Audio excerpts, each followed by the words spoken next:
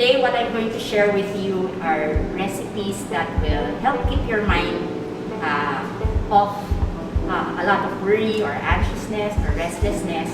And these recipes are called quick breads. These types of recipes can be done at home. You can prepare your dry ingredients beforehand. And all you need are really very, very basic equipment in the house. So if you have mixing bowls like this one, or just your regular bowls that you have in the house that are made of ceramic, you have wooden spoons or rubber scrapers. You have to have your measuring utensils, like your measuring spoons and your measuring cups, a liquid measuring cup, and then basic ingredients like flour, your leavening agents like baking powder and baking soda, and then you can have any fruit in season. Right now what we're going to use are blueberries and diced mangoes, because mangoes in summer, it's in season, and then milk, eggs, and melted butter or oil. So I have here already prepared 2 cups of flour, half a cup of sugar, 2.5 teaspoons rather of baking powder, 1/4 teaspoon of baking soda, 1/2 teaspoon of salt, a teaspoon of ground cinnamon, and do this. Okay, so all your dry ingredients are already in the bowl. Do this. We're just going to toss it all together so that all the cinnamon, the leavening agents like your baking powder and your baking soda are integrated into your dry mixture. After tossing this together, all you need to do is to just make a well in the center, and then add your 1 cup of milk, and then measure. Here I have melted butter already. Measure a half cup of melted butter. I'm using unsalted butter. If you are using salted butter already, make sure that you remove the salt in your dry mixture. So you add your melted butter, just all in the mixture, and then you crack 2 eggs into your mixture.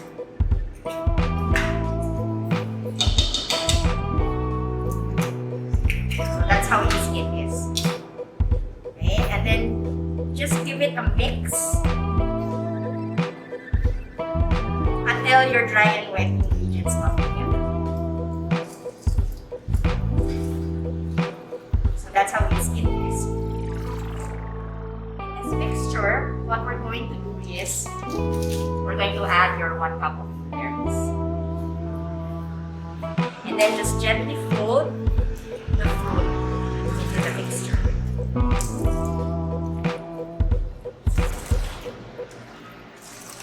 You do not want to overmix quick breads. So just until your mixture comes together. So we're going to scrape this off your wooden spoon. And then this one will be anywhere around 12 to 16 muffins. You want to be able to use a muffin tin. Okay. If you're using something that's aluminum, you might want, and you don't have muffin paper or muffin liners, you might want to grease and then lightly dust this with flour and then tap off the excess flour.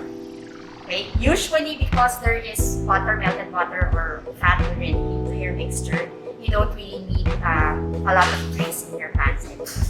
But just so we have to make sure that it's not going to stick to your pan, lightly. Then, you have a handy ice cream scoop. This is a 2-ounce ice cream scoop. And all you need to do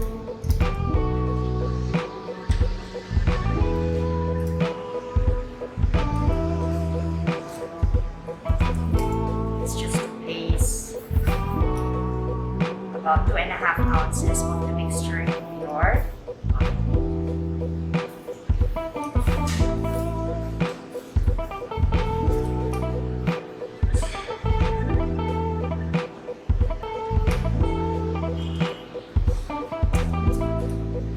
So this is something that you can do for a snack.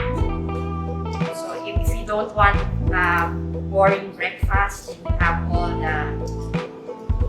you want all the nutrition also from the fruits in your muffins rather. This is something that can brighten up the day of your kids, especially if you're having a breakfast during the weekend when everybody has free time. They're not doing their online classes. So this one is going to go to 350 degree Fahrenheit or 175 degrees Celsius.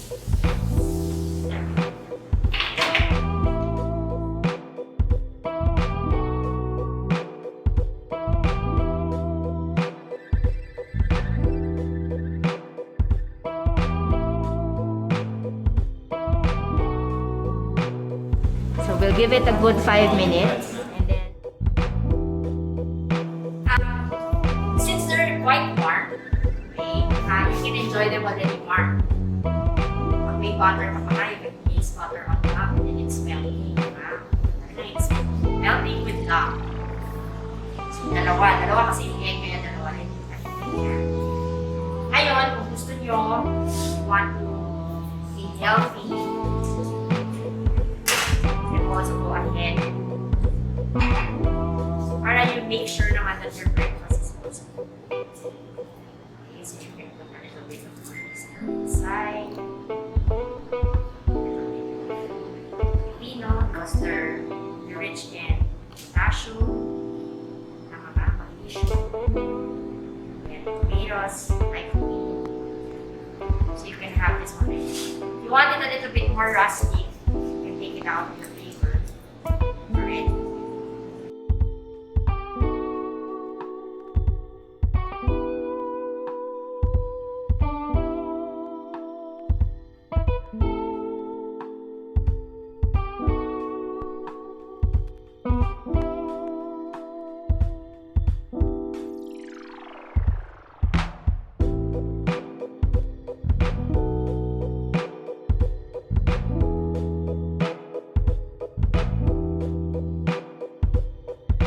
Do you want to place butter on top? Yes.